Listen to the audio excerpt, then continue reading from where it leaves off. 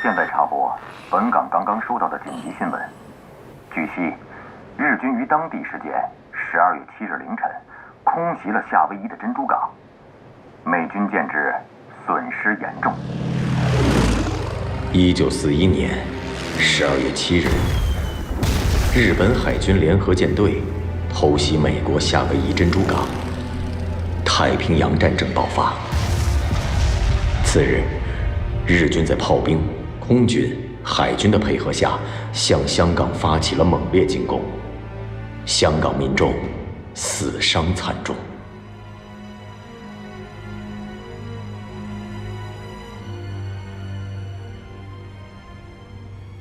英国佬都是银样蜡枪头，嘴上说的漂亮，我看他们是守不住香港的。东家的后事，我们会帮忙料理的。我不打算留在香港，订了明晚的船，显先生的丧事就交给你们办了。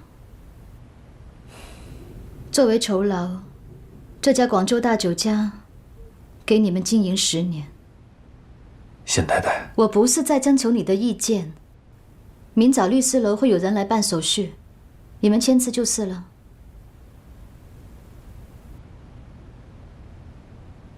我要去美国，一个女人在外打拼，需要信得过的人来帮忙。陈立夏，你的人品和能力我都非常欣赏，你来帮我吧。谢谢你的好意。你要记住我的一句忠告：女人更需要学会抓住机会。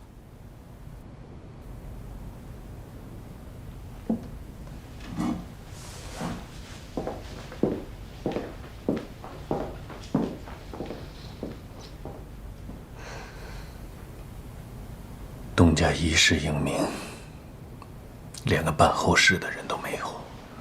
师傅，您看这广州大酒家，就替东家守10年吧。现在香港也不安全了，你们怎么办？能演戏就演戏，演不了戏，打份零工活下去。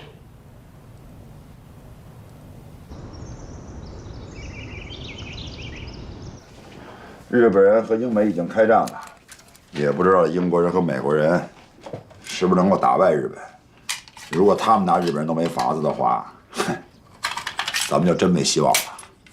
我已经派人去镇上打听消息了。那报纸啊，天天都是假消息。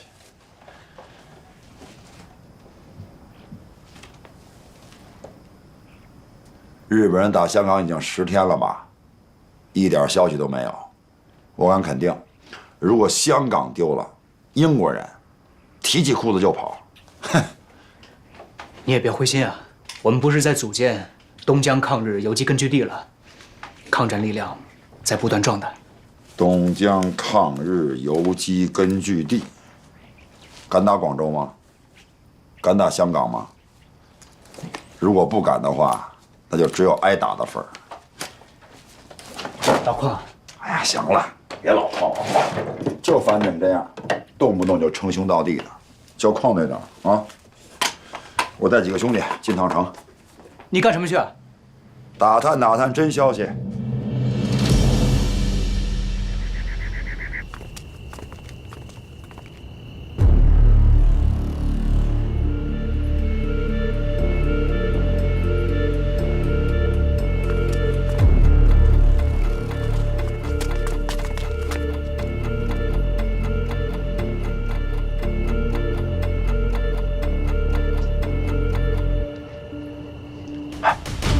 办法过去吗？有，这边。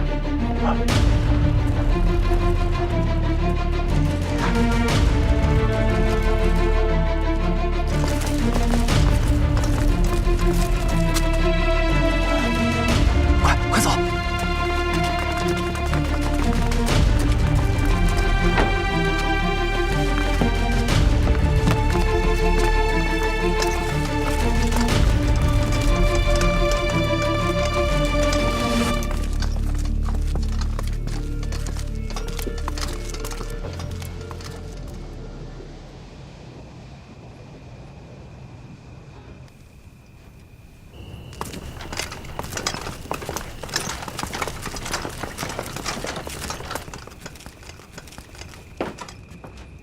安全了。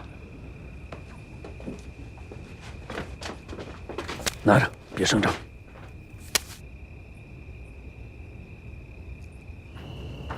彭队，咱们去哪儿啊？广州大酒家。哦，现在叫明月家日本料理。我知道。哎。 12月25日，香港总督杨慕琦宣布无条件投降。这场历时18天的抗战，起始于12月8日凌晨4时，日军发起的攻击。首先是启德机场遭到轰炸，驻港英军失去制空权。日军舰队在海上封锁香港。9日起进攻英军各据点，12日突破守军主要防线。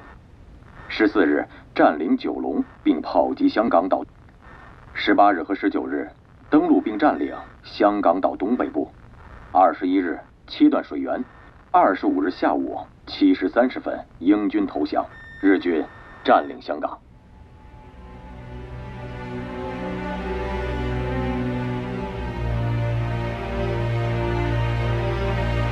你们先回去。 炮队，你要去哪里啊？不用你们管。可是这……我说了，你们不用管，按原路返回去。邝庆奎一直认为，广州是他的广州，他抗日是不甘心被日本人夺去他的地位，但接连的挫败让他灰心了。他想明白了，既然不能从日本人手里夺回广州。 那就加入日本人的队伍，这广州不就又成了他的广州了吗？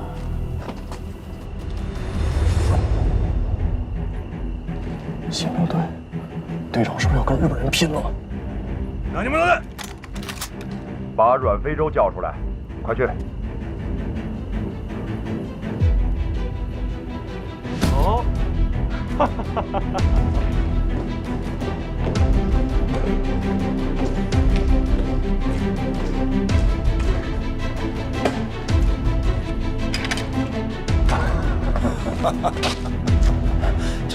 他怎么？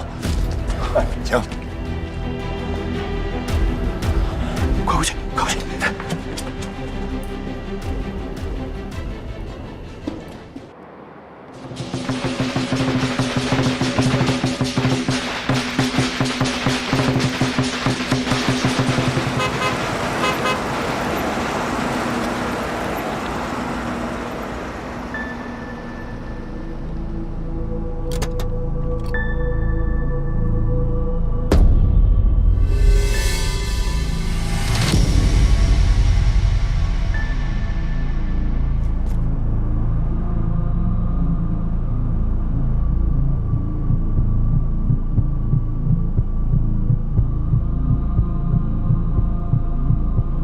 刚进警察局的时候，我量过，从大门口门岗开始走到办公大楼是120步，走到组长办公室135步，队长办公室200步，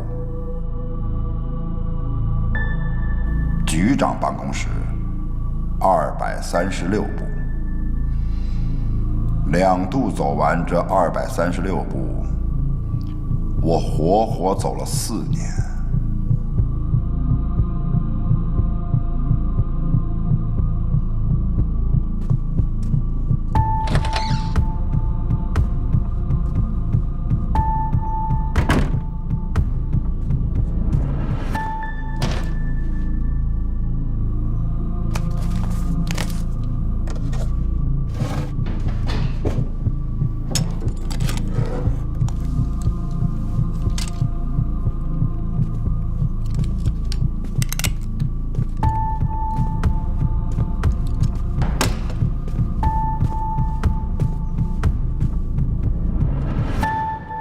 646啊，你真是白白浪费我从北平带你来广州的良苦用心呐！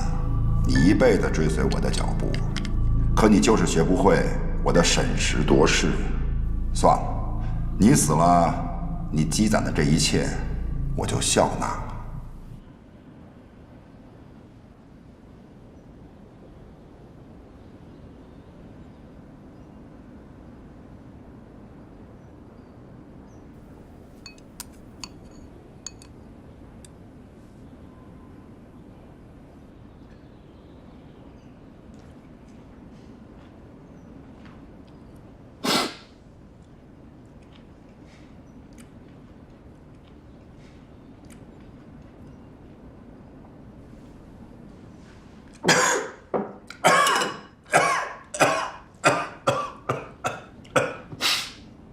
哎，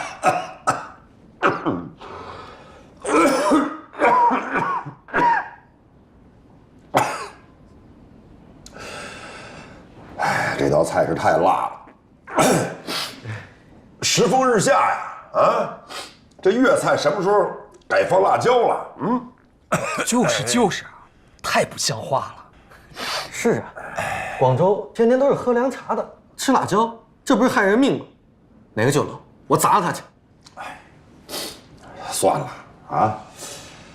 哎，我记得粤菜当中好像也有用豉椒开头的，豉椒蒸排骨，豉椒鱼头，啊，也有用椒丝开头的，椒丝腐乳炒通菜，有没有啊？那还砸不砸？都这么熟了啊！我们也一样，都是熟人，不要太拘谨。往后呢，我们齐心协力，把警局办好。是，来。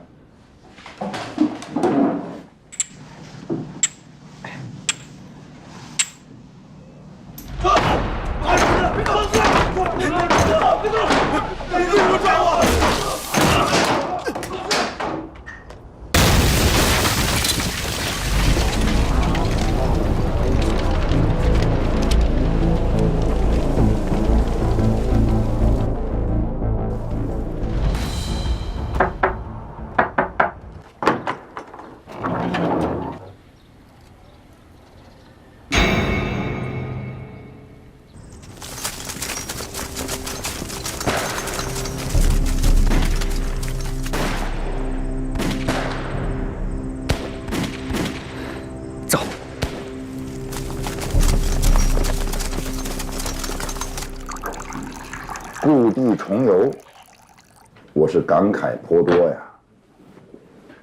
你的金条还藏在老地方吗？上次我可是一找就找到了。你要现在找，还能找着，只不过不是金条了，是港币。港币的行情可不是太好了。要不然说我倒霉呢。刚到黑市上换完，就到了珍珠港，港币暴跌。一杯咖啡还没喝完，港币就变成废纸了。此一时彼一时。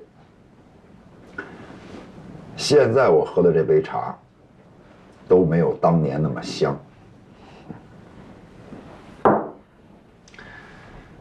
所以你说，我留着你还有用吗？相见何太急。你人都回来了，我也是靠日本人吃饭。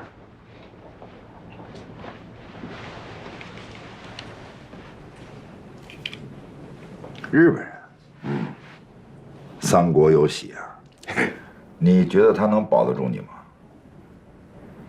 我替政府做事，不是给日本人做事。邝局长，何必呢？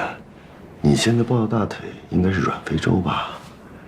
他之前也跟你一样瞧不上这三国游戏，结果你猜怎么着？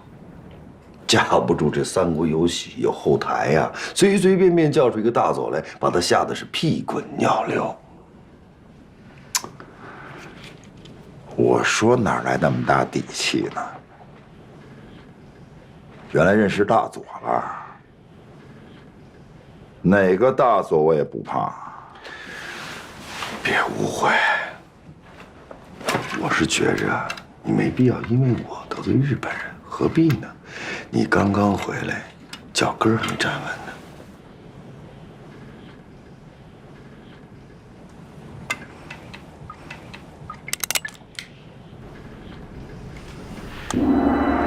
不瞒你说呀，我这个家就跟菜市场似的，谁想来就来。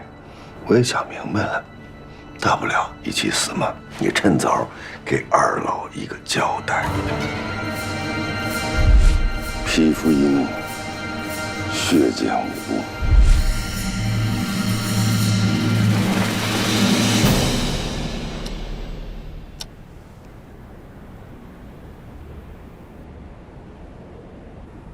你还真是个人才。打小你就这么夸我？这一次我们东江游击队的任务是接应滞留在香港文化界人士的撤离，分东西两线。西线呢是走水路，经澳门至广州湾；东线是经九龙、翻山，然后进入我们的东江游击区。上级要求我们做好沿途接应工作，务必保证进步人士、知识分子能够顺利逃脱日本人的魔爪。文化界人士都有谁啊？我们会有名单吗？名单由八路军驻港办事处掌握，为了安全和保密，我们不需要知道。不知道名单，万一丢了1、2个人怎么办？会有专人负责清点人数，你们只需要负责各自范围内的安全工作。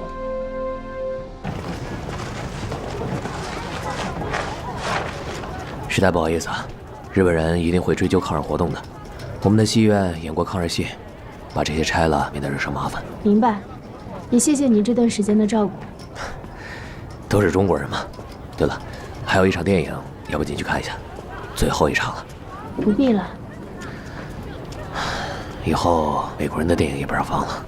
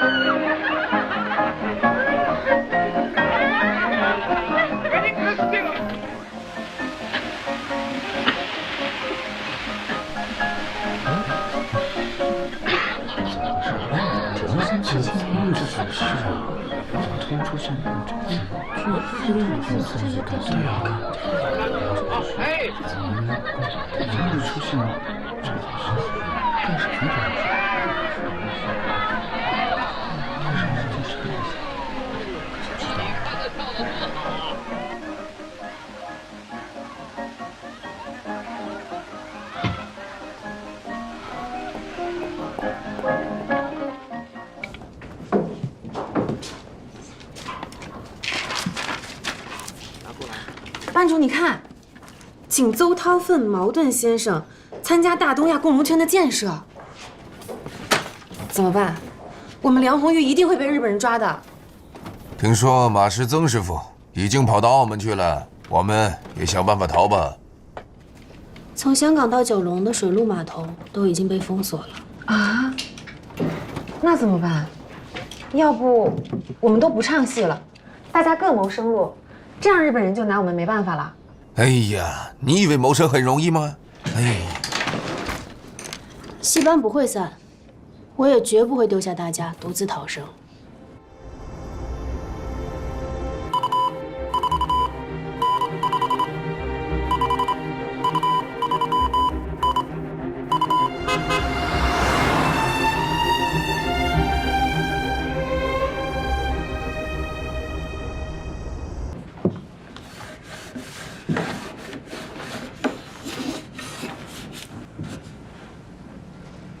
呛喉是什么？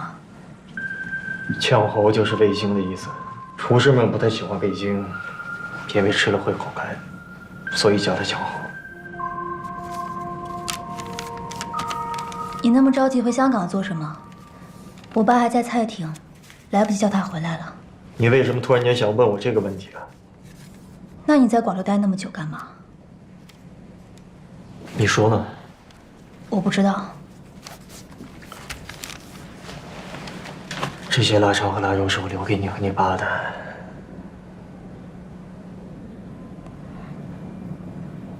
你是谁？你今天收到的电文上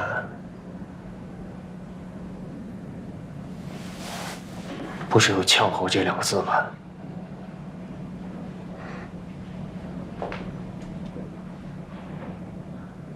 你早就知道我身份了，为什么不告诉我？纪律。现在又没有纪律了。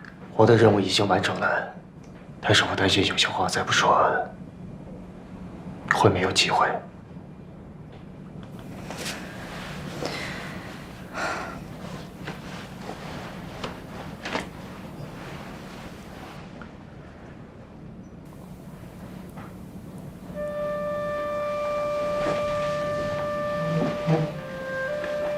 这块玉是从小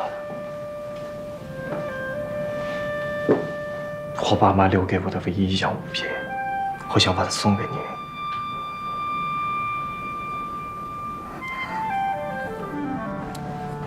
太贵重了，我不能要。就当是你帮我好好的保管它。陈卫，既然你也是同志，就应该知道工作九死一生的性质，我们不能彼此牵挂拖累。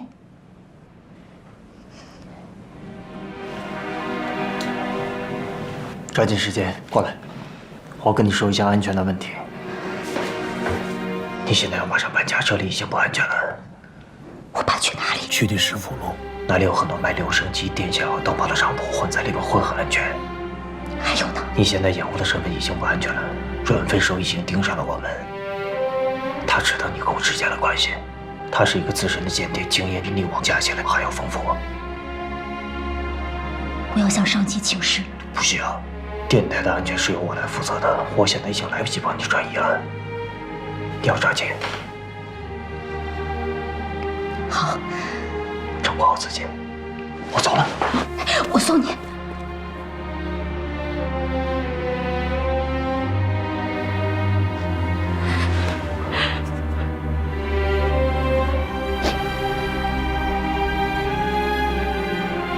我多想有机会可以跟你出去逛逛，我们一起买菜，一起看电影。我来给你做你最喜欢吃的东西。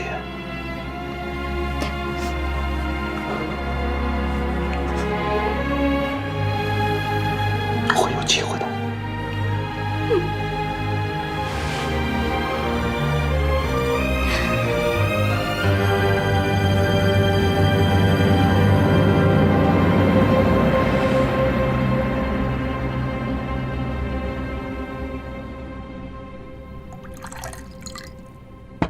这杯酒我敬您，祝阮主任高升。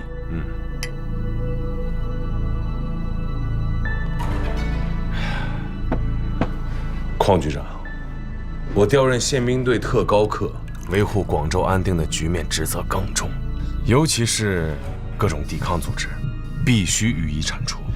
这方面还希望得到邝局长的多多帮助。哎呀，这么说话就远了，职责所在。说起对付共产党，我倒是有点心得，毕竟我在他们那边潜伏了很久。按说酒桌之上不谈公事，我只说一点点。广州共产党有个秘密电台，我们志在必得。掌握了共产党的密码，那么共产党将没有秘密可言。那么这盘棋就不仅仅是华南派遣军在下了，立功的机会。放心，邝某一定尽全力去办。这搓药丸啊，讲究的就是个手劲儿，这手劲儿大了，把它压死了，药条就扁了；这手劲儿是小了呢，药条粘在一块儿，它切不开。所以啊，这搓板必须要稳。看好了啊，这个严丝合缝。药丸讲究的就是一个圆、光、亮。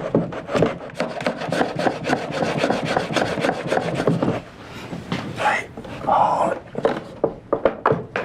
你看。哎，对了啊，那遗书啊，我抄出来几本，就在后边呢。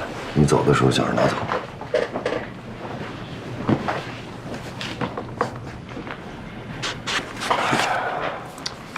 抄的挺好。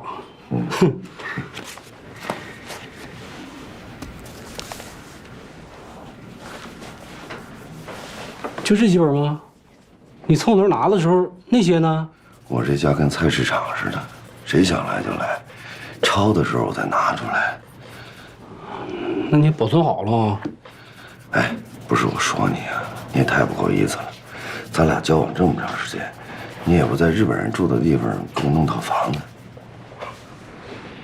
行，回头我在宪兵报道部给你整一个，就在阮非洲旁边，方便。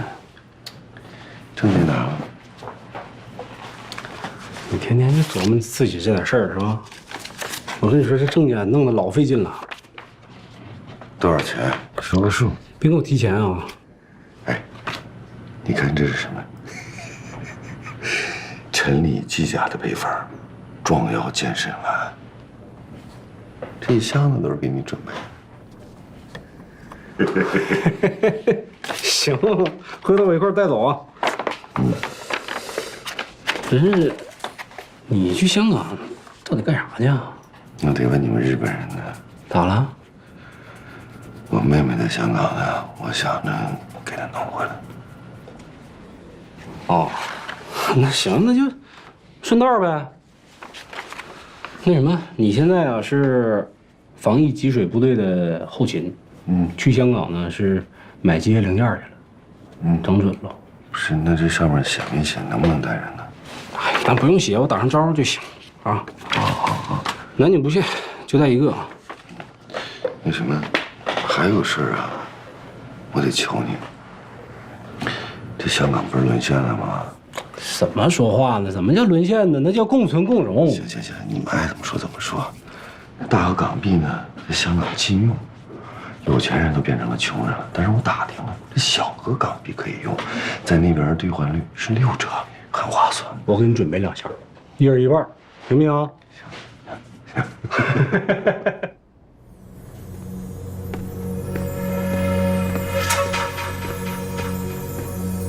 报告局长，人在里面。外面等我。是。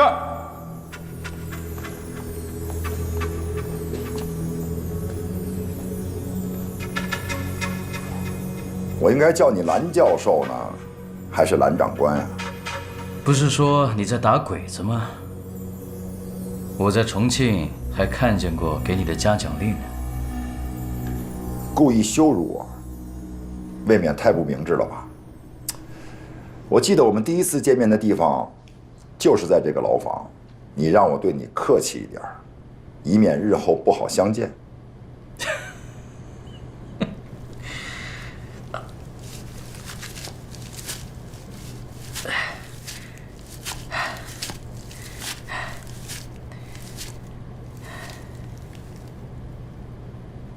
我现在还是那句话，你以为日寇长得了吗？他们在太平洋挑起战争，要和英美各国开战，这叫贪心不足蛇吞象，最后也只能是蚍蜉撼大树的结果。可惜你看不到了，我们军统的锄奸队也不是吃素的。你来广州干什么？锄奸吗？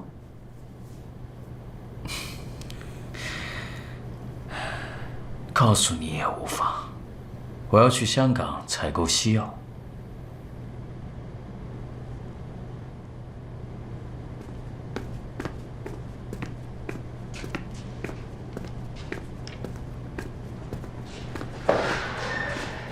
行了，少跟我来这套形式主义。在哪儿抓到的？上面黑市。去那里干什么？有人在那儿走私。我是问你去那里干什么？有跛脚给我线索。跛脚说什么？他说有人交易走私西药。我们警察局什么时候变成缉私局了？他说是重庆来的军统。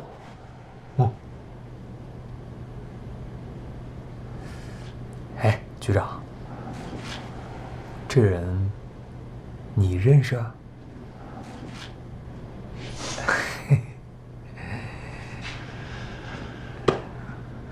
敢这么试探我的人，都死了。不敢，绝对不敢。卑职只是职业习惯，请局长原谅。日本人来了，中国人的脊梁骨都变软了，动不动就学人家深鞠躬。抬起头来。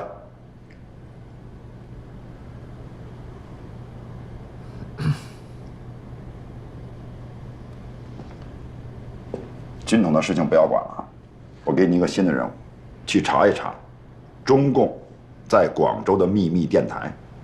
是，一定完成任务。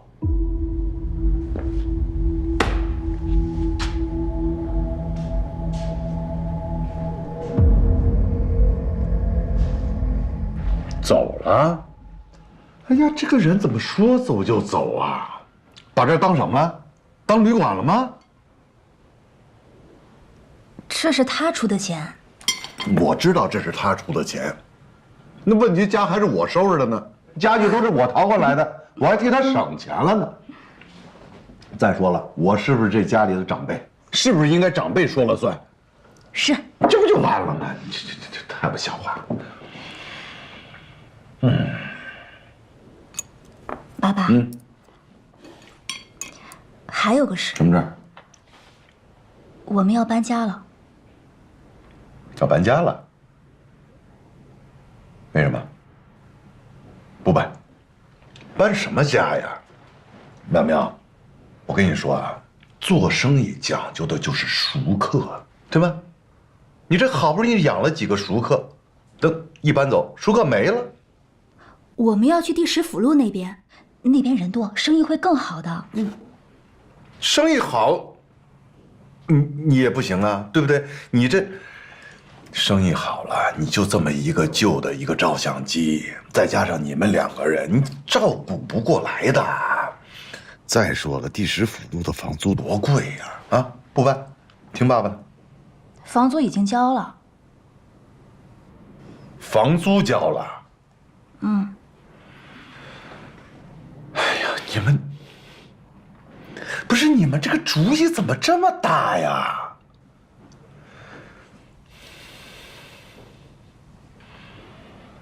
那怎么办呀？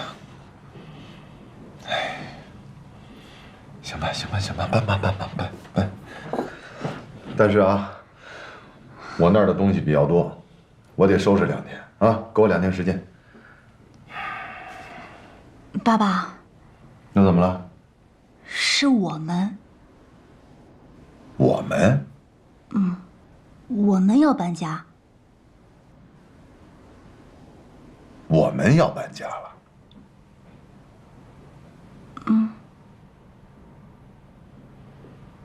我们的菜单。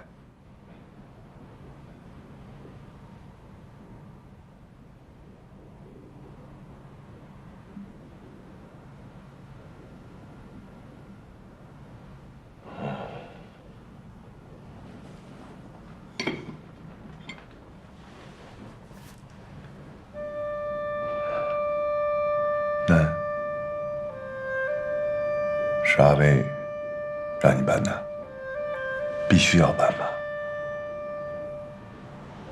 那我能不能跟你们一起？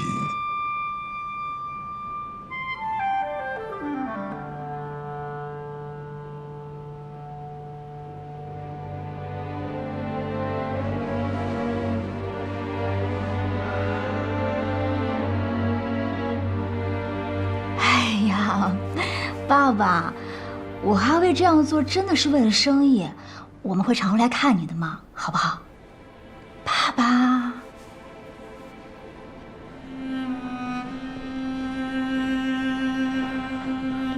爸爸知道，你们是为了生意。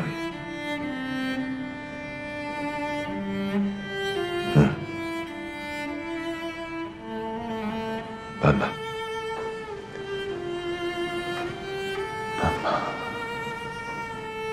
但是你们做生意小心点。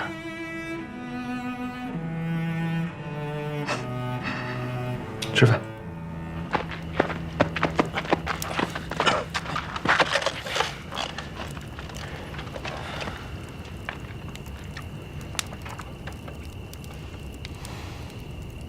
之前在广州的时候，没觉得广州菜好吃，到了重庆才觉出不同来。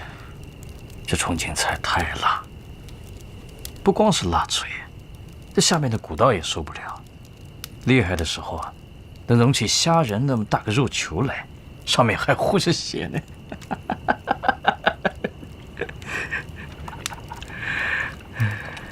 想恶心我是吧？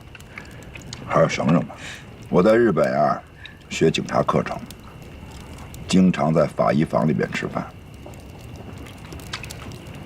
那饭盒就在尸体的旁边放着，别说了啊，别到时候把自己给说恶心了。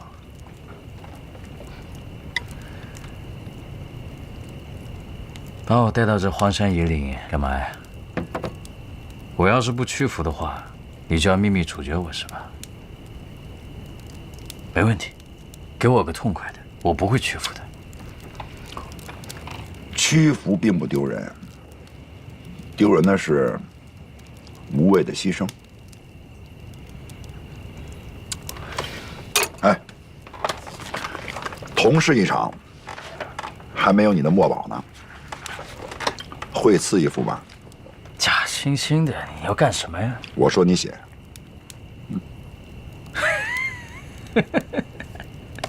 你说我写。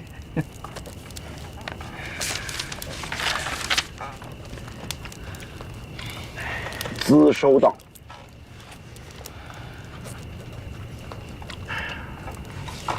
我党秘密特派人员邝庆奎报效国家之西药一批，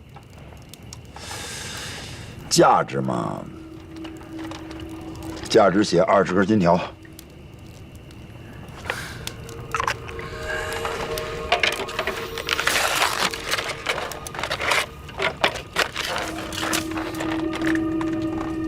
你要干什么呀？我不会配合你的。我说了，我要报效国家一批西药，价值啊，可以随便开，你可以虚报。我呢，就要一张你签字画押的纸条，以证清白。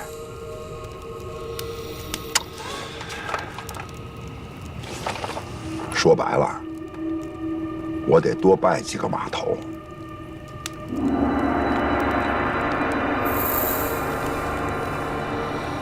药呢？把字条写好，绝不会让你空着手回去。我怎么信你？广州走私西药的人很多，抓都抓不过来。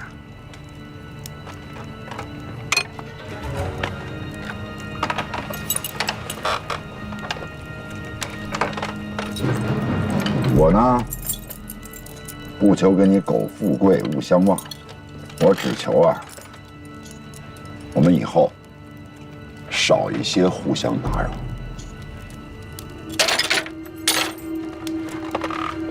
快点写，写完了带你去取药。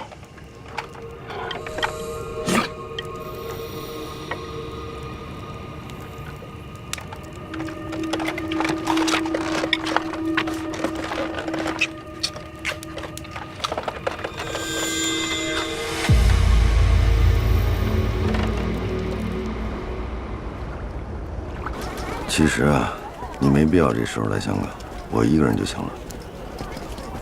我是他二哥，我怎么能不管呢？小心行事吧。您之前说把这广州大酒家交给我师傅经营10年，我们一直在等着律师楼过来办手续呢。当我没说过。现在日美交战，哪还有船去美国？既然我走不了，我要靠这酒家过日子。我回来有什么不对吗？可是您说过，等我们办理完显先生的后事之后，小文，别说了。广州大酒家是显家的，东家离世，理应交给显太太。不知显太太有什么章程啊？你们照样经营，我只看账本。以后每个月我会安排会计来做账。应该的。几位本家亲戚来领份薪水，职位你看着安排了，跟着采美学习就行了。好，酒家不养闲人，戏班子也该搬走了吧？